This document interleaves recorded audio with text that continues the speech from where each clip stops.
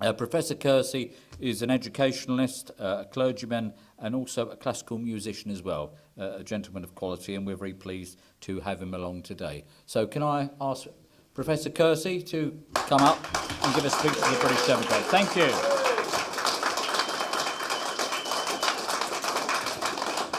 Well, thank you very much indeed. It's a great pleasure to be here, and I hope I've got a few things to say to you that will put a few things in perspective as to how our country is going. So let me start by telling you that last year I encountered a sticker on a town wall that was placed there by a Marxist group. The content was as you might usually expect, but there was also something new about it. Not only did it proclaim its opposition to fascism and the so-called far right, but it also attacked patriotism. I will leave it to your imagination as to what I did to the sticker. But we should consider why it is that at the present time the left is so opposed to patriotism. It's not so long ago that the left was generally supportive of Britain and our national character. Working class Labour supporters would have defended the British way of life and our values. While there might have been much that separated us politically, there was still a common national culture that acted as a unifying force. What has happened now is that the Labour Party, and indeed most mainstream political parties, have unceremoniously ditched the working class. It's not hard to see why. The working class have been blamed for voting for Brexit. And it is clear that they constitute the principal opposition to the globalist system. They are held by those in power to have nationalist and patriotic views and to oppose mass immigration. It is, of course, the working class that feels the impact of mass immigration most acutely in the changes to its communities and in the destruction of its culture. And that is at the heart of the present ongoing protests at the housing of asylum seekers in hotels. If any political party, including this one, succeeds in mobilising the working class, it will be in a position to change this country's destiny. And yet, the current Labour government has members of its cabinet who are beyond any doubt from the working class. What has happened to them? The answer is that in order to progress and profit from their positions, they have shown that they will adopt the values of globalism in place of those of the working class. They have done the same as was always said of those working class people who became managers and foremen.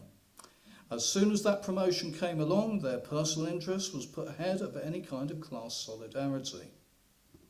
Yet these government ministers will still be paraded as evidence that the working class is still being represented, even though they have no interest in reflecting the views of the indigenous people of their community. So, if any party wants to understand Britain as it is now, the most obvious aspect here is that there is a stark division in our society. On the one hand, we have the new middle class. This not only includes those in government and the public sector, but will also include anyone who pledges public support for its chosen values. In this way, this is not a class that's determined solely by income or financial status, but instead by ideology. The ideology of the middle class is wokeism, and by pledging support for it, even the most mediocre of individuals will find themselves in a position of power. In publicly aligning with woke values, they've shown themselves fit for such promotion because they have replaced any values themselves that they might have had with a new set of values, many of which are unnatural and inhuman. These values are a test of belonging, a shibboleth, and they act as a gatekeeper for those who are admitted to the new middle class. The reality, of course, is that they are also Marxist values.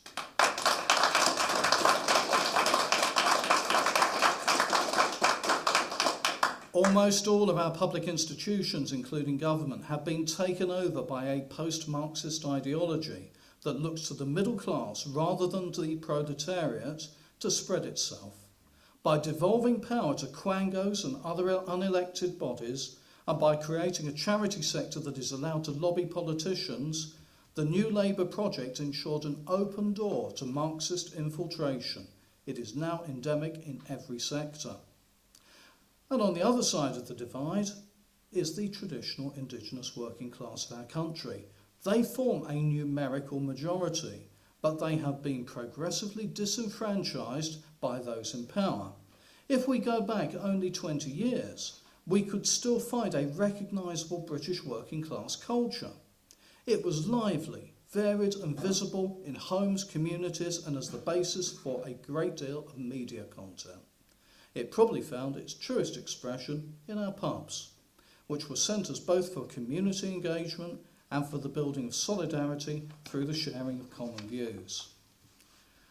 But who speaks for the working class now? It looks a lot as if the globalist middle class have taken it as their project since Brexit to crush and eliminate the indigenous working class of this country. One major impact has been mass immigration. The disproportionately affecting the working class of this is part of a larger impact caused by this particular problem of globalism. Our government, under the pretext of COVID, destroyed a significant part of our economy by targeting small businesses while protecting and strengthening globalists. It was planned and it was intentional. The aim was to launch an economic attack on working class businesses, which often have few reserves of capital to draw upon and are dependent on a constant supply of customers to stay afloat, and to ensure that what financial help was available would be specifically directed away from them. The report by Simply Business in 2021 found that there were 6 million small and medium enterprises in the UK, accounting for over 99% of all businesses, 33% of employment, and 21% of all turnover. And that COVID lockdowns have blown a £126 billion hole in their books. Add to this the cost of living crisis that government has no answers to. The world of employment has turned against the working class, not only in the jobs lost to COVID lockdowns, but also because the job market prizes adherence to the woke values of the middle class. With many applicants for each job, employers can select not only on the basis of competence, but on the basis of compliance. With graduates, they can also rest assured that navigating the current British university system is likely to mean adapting to a left-wing environment where any residual working class values are likely to be firmly dismissed. We also seem to have given up on social mobility and the idea of bettering ourselves. The education system has been reduced to training young people for employment. It has eliminated any support for reflective academic study that does not lead to an objective result that can be measured according to narrow, reductive criteria. All of this is being controlled by centralised management systems which are designed to place workers under such a burden of petty bureaucracy and policy compliance that they are too stressed and ground down to complain. And we can also see that even given this situation, the jobs market is still shrinking. Entry-level jobs are increasingly being eliminated, firstly through government's punitive economic measures on employers, and secondly because artificial intelligence is being allowed to replace many of them. I don't know how many of you enjoy interacting with artificial intelligence in the place of a human, but I certainly don't. Many customer service functions are now entirely unaccountable because there are no humans to speak to. And the entire thing is controlled by bots who are designed to fob you off. Where customer service is human-led, it seems that fluency in English is too rarely a criterion for employment. Again, making it hard for you to be understood is another way an organisation can avoid addressing your concerns. This is something we should not put up with. It is not only betraying our working class, it is destroying our society. Those of us who have lived through the past 30 years can see the decline very clearly.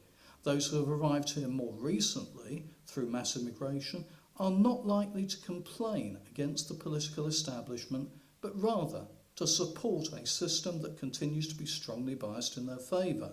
And that is why they are preferred to our indigenous people by those in power. The less they know about Britain, the better, because they will not be asked to assimilate to our culture or to understand it. Those in power will divide us in order to rule, and their instincts are entirely authoritarian. The more our society is atomised, the easier it is to control it. We must resist the sinister and intrusive menace of digital ID, and we must particularly stop it from being forced on our children.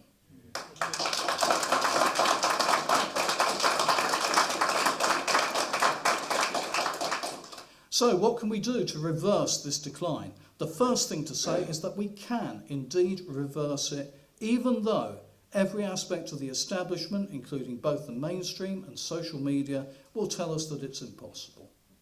We have had enough of politicians who do little more than manage failure. Our economy is in tatters, and we are faced with constantly rising prices, rising immigration, but falling productivity and failing culture. If we do not act now, we will not get another chance. We must recognise that there will be monumental resistance to any change from the blob of public sector workers and the huge amounts of money that are ploughed into advocacy for Marxism. But the fight to overcome this is vital, and it can succeed. We must use all peaceful means within the law to undo the damage that has been done to Britain since the coming to power of New Labour in 1997.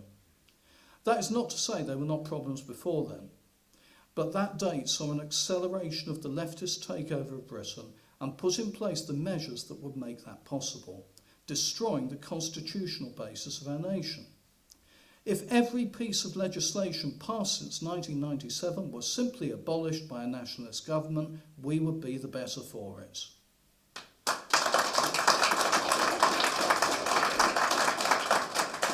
And so, to the practical measures a nationalist government must take to put things right. Firstly, we should withdraw from the European Court of Human Rights and abolish the Human Rights Act. And that's not because we don't care about human rights, but because these two combine to provide a left-wing means to stop us from controlling immigration and taking control of our borders. The European Court has even started inventing its own powers, whereby it recently anonymously issued an injunction against the UK, preventing a plane deporting migrants from leaving the airport. This kind of arbitrary European activist so-called justice has no place in our country, and Brexit was supposed to rid us of all of it.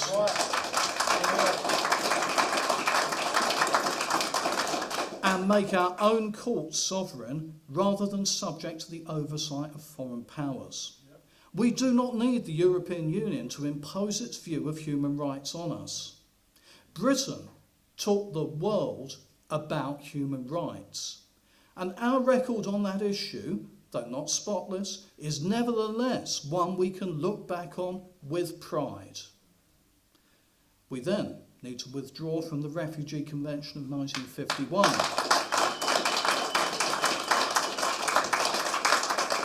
And similar measures. The world in 1951 was a very different place compared to today, and these measures are now seized upon by left-wing forces determined to let foreign men of fighting age into our country when in many cases their aim is purely economic gain rather than any consideration of safety. Many more problems of a similar nature are caused by the United Nations. The United Nations is dominated by dictatorships and autocratic regimes that are deeply opposed to Western values, and it is ineffective at preventing conflict. We should leave the United Nations and instead build up the Commonwealth of Nations into a truly active and representative international body that stands for and defends the values we have in common with other countries.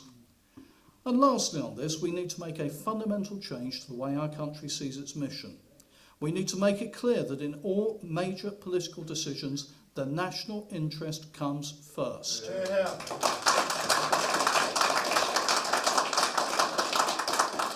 We hear far too much about Britain's international obligations, and the reality is that international interests are far too often placed before those of our nation. We need to put Britain first always.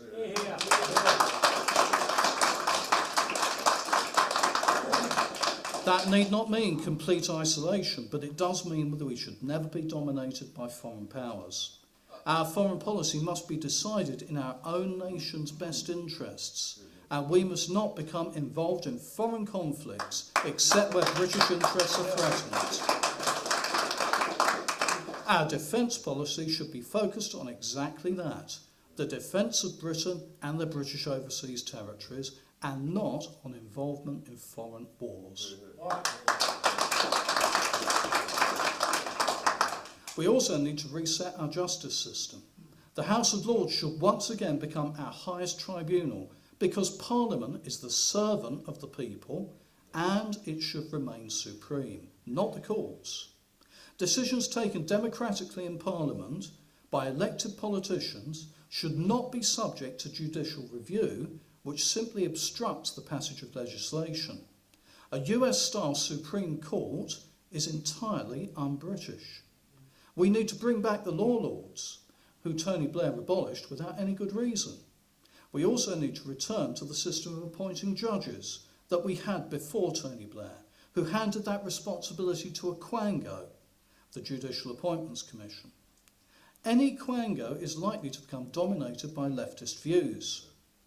People whose views are firmly of the right do not get asked to join quangos, and they are unlikely to be interested in joining them when they are controlled by a left-wing majority. We need to remove judges who see their role as being to exercise left-wing activism from the bench, and we also need to restore the balance of political views among the judiciary. Our police are showing the strain of the burden placed on them by the Blair-era verdict that they were, quote, institutionally racist, which has inevitably made the police far more left-wing than they were before. The police should represent the community they serve, and there is no substitute for police officers who know the people in their neighbourhood. Too much has been abdicated to CCTV, which is an unwarranted invasion of the privacy of the public and which should be confined to our city centres. In the recent policing of demonstrations, we've seen the reality that the police are under left-wing pressure from both the courts and the media, which causes them to go easy on left-wing protesters. A nationalist government would take measures to liberate the operations of the police so that they can do their job without being concerned about the machinations of the left against them.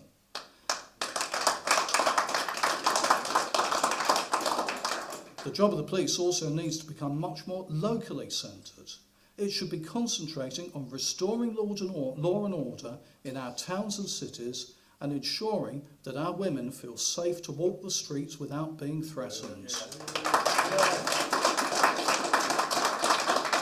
We need to return to a concept of policing that understands that a visible police presence in a community is an effective deterrent to crime. Most of the left-wing ideology that has ruined this country has come from urban people and their institutions. The cities have lost much of their British character to mass immigration and now consist of divided communities with little or nothing in common. Where there is no common heritage and culture, this creates a void where Marxist ideas are easily infiltrated. It also makes the city increasingly divorced from any concept of national identity, since its allegiance is primarily to globalism. The death of many smaller shops and businesses has hastened this process. The nature of rural life in Britain means that those who live in the countryside are much less likely to fall for Marxism.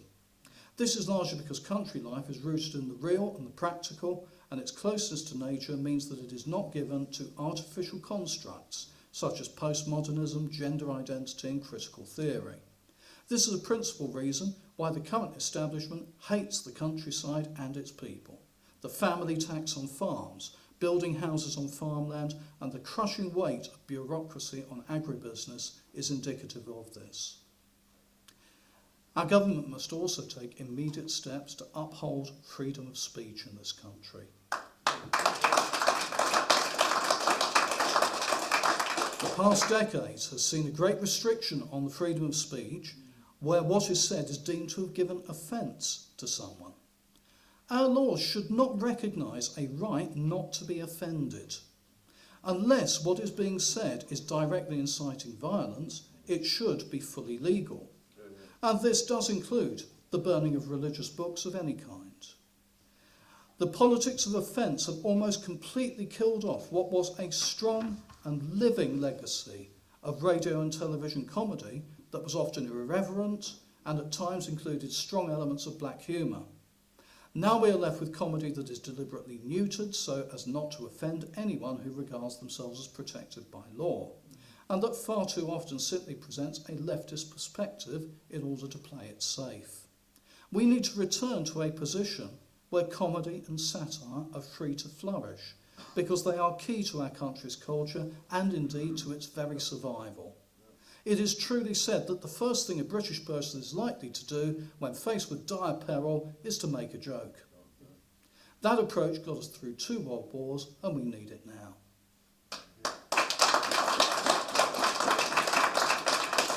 We must above all reassert our common culture.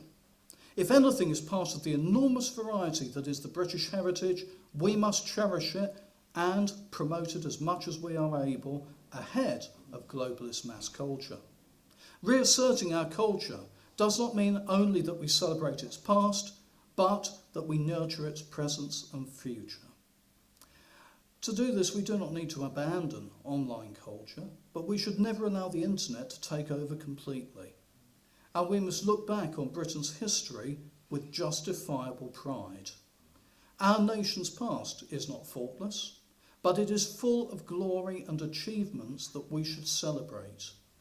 We should not pay a penny in reparations to the descendants of slaves.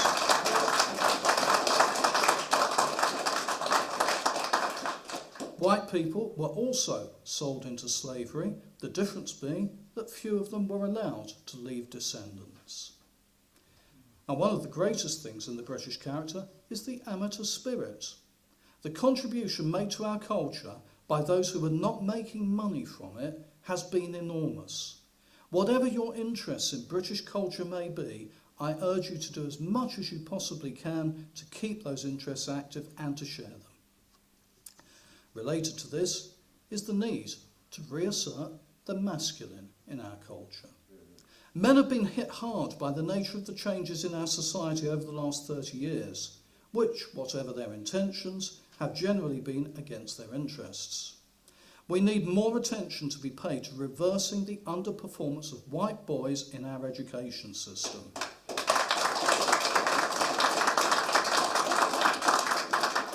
We also have nearly 500,000 young men not in education, training or employment, and many older men who have had to give up on employment altogether. The jobs that men once did have disappeared, and they've been replaced in growth in areas such as health and social care, education and public administration, where there is a majority of women in employment.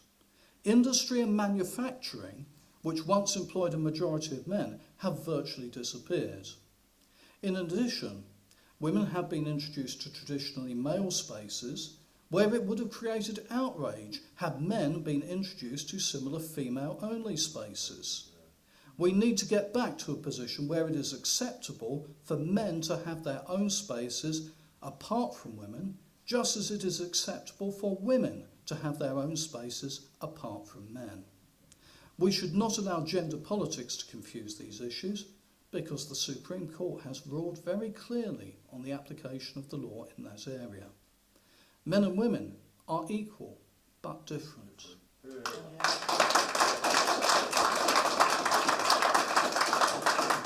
And our society should recognise and respect that difference. There needs to be an acceptance of men and masculinity, not to the detriment of women, but as part of a society that is healthy and that has room in it for everyone. Taking back control will help redress that balance. It is not in Britain's interest to have vital industries and utilities owned by foreign businesses. With foreign ownership comes foreign control and influence. We need to ensure that we can stand on our own 2 feet when it comes to basic necessities in this country and not always make decisions on the basis of the availability of cheaper foreign imports. We need to maximise our own supplies of gas by using our reserves to the full. And we must not become dependent for our energy on foreign suppliers that could then hold us to ransom. We must consign net zero to history because its cost and impact on our nation is ruinous. We should also invest in reviving manufacturing and industry to serve the UK domestic market and reduce our reliance on imports. We must be more than simply a nation of consumers. British products were once regarded as the finest in the world. A start would be a government committed to buying British and to ensuring that British goods are readily available at affordable prices. So the threat that's now facing us is one that we have not encountered before. It is an existential threat against British culture and against its people. If steps are not taken to stop uncontrolled mass immigration, the native British will follow the pattern already seen in London and Birmingham and be reduced to a minority in our own country. We cannot afford to wait. Action is imperative now, and all politicians need to start listening after years spent ignoring us. The first step we can take is to stop paying foreigners to live here and spend that money on a sensible programme of deportation.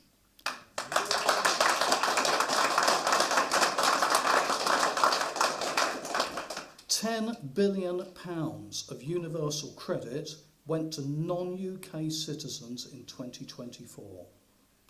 Then we need to immediately reassert the British culture and way of life and insist that everyone who is here needs to assimilate to its very broad boundaries. And above all, that if anyone wishes to live in this country, they must learn English and they must contribute to our society. Our public services should not be spending a penny on translators. So, our nation and our people are worth every sacrifice. The call is now to save our country, and we must give everything we can to that aim.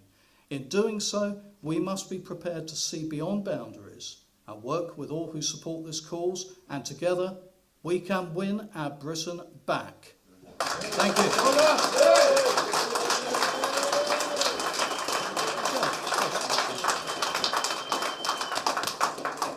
That was superb, Professor Kersey. That was excellent, wonderful speech, and you covered all the angles as well. Thank you very much.